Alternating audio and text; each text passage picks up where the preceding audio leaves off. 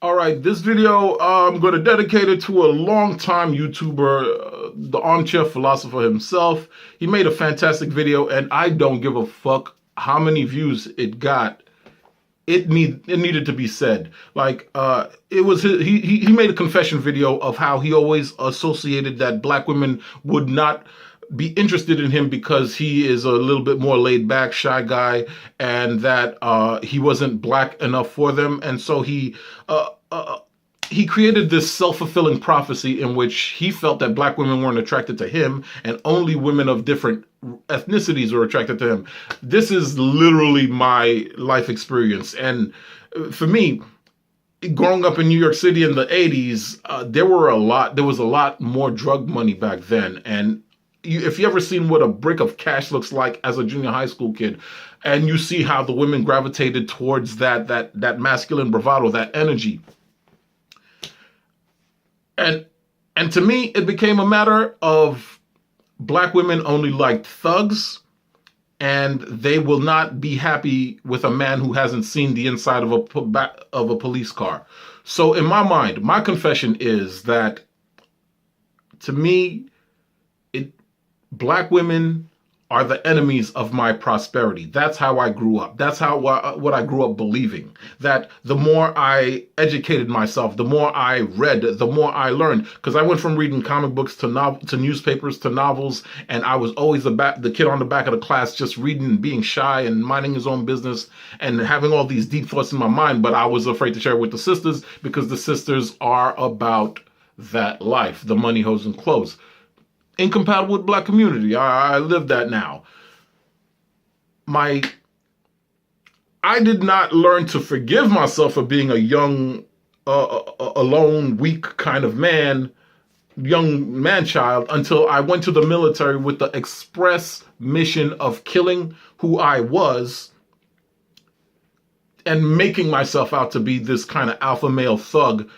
I joined the United States Marines. I did my push-ups. I got in some fights. I drank for the first time. I fucked for the first time. I smoked for the first time. I found out how self-destructive I was on my own, and it didn't work out per se. So I got out of the military. I went back to my first love, which is reading, which is talking, and here I am now, maybe 20 years later, and I have a different perspective. There's a lot of problems with African American men. We have this notion of what it takes to be a man versus what it takes to be a fucking human being. And the more we hate how far we fall off from being a man, the more we hate ourselves for not living up to the money, hoes, and clothes, fighting, fucking, and financing type of alpha male dude, the more we internalize that hate and we take it out on black women. Nothing could have stopped me from having the childhood that I did. Even though I have a big family and we stayed together, even though most of the neighborhood kids got shot or locked up. Nothing could have stopped me from that. And I'm glad I've had a father and a mother in my life. And I'm extra glad that I had 3 sisters in my life who loved me deeply. And I love them deeply because when I came out of the military, what saved my life, because I was still cynical, jaded, angry, and mad at the world, but I still had 3 sisters who needed help with their homework, who needed financial support for going to school, who needed someone to be a good role model for their kids when drama happened with the father of the kids. My sisters saved my life.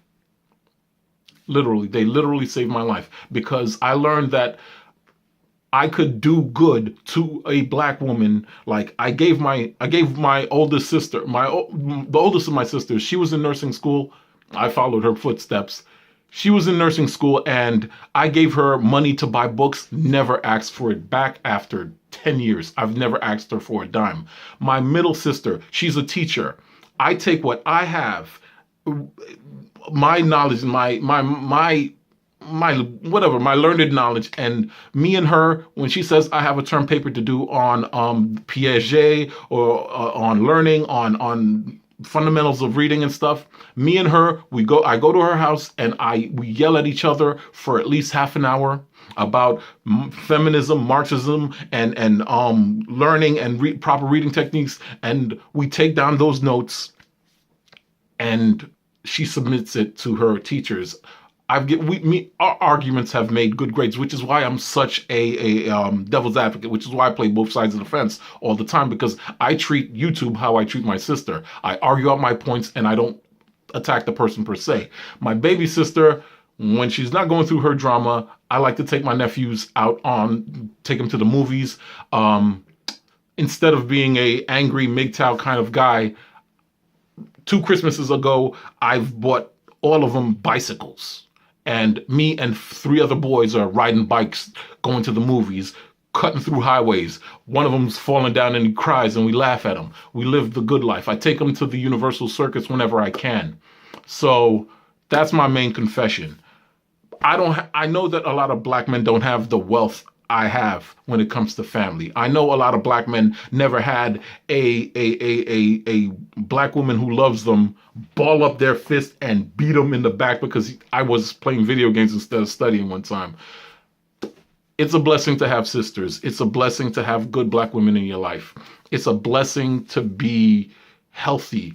And YouTube wasn't giving us that energy, but we still needed to get the venting out, which is why MGTOW is so important, which is why men talking about their issues are so important. It's just that one YouTuber said, well, money gets in the way.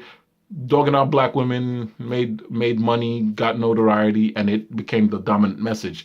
But there's one more thing I wanted to say to black men out there. We need maybe a movement to walk away from manhood gently, like slowly. Understand the importance of manhood, but walk away from it, because the opposite of being a man is not being a bitch or a faggot the opposite of being a man is being a complete human being. Because when you were growing up, you were told that your manhood is based on you having a pathological fear of weakness. You hate weak men because they're poor. You hate weak men because they don't have the body mass. You hate weak men because they don't have the tenacity to fight, fucking finance, all those things. And you look at the media, and the media gives you objective proof of what it is to be a man right now. In these days and times, masculinity has actually retreated within itself. I grew up reading comic books, right? Imagine my happiness when I'm watching the comic books that I used to read as a child on the big screen. And that is no accident. The world is afraid of where masculinity is going. Black men should feel too.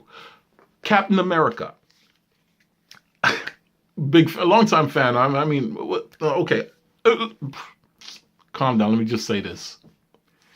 To be a good man right now is being, it's shrinking within itself. The economy is shrinking. The price of good manhood is shrinking. So right now, if you ask a young man what it is to be a man, you'd swear he thinks that you have to be built like Captain America, party like a rock star, spend like a rap star, fuck like a porno star, look like Captain America, and fight like Conor McGregor. When you fall short of that, you start to hate yourself. When you start to hate yourself, you take it out on black women. That is why you cannot let go of everything that feminists is talking about, because feminism is telling you that you're not being your complete self. You're not being a complete human being. You're not allowing yourself to have full access to the left side of your brain that says, you know what? I was shitted on as a kid, but I'm not going, you know what? And I didn't need to be. It's not your fault, you know?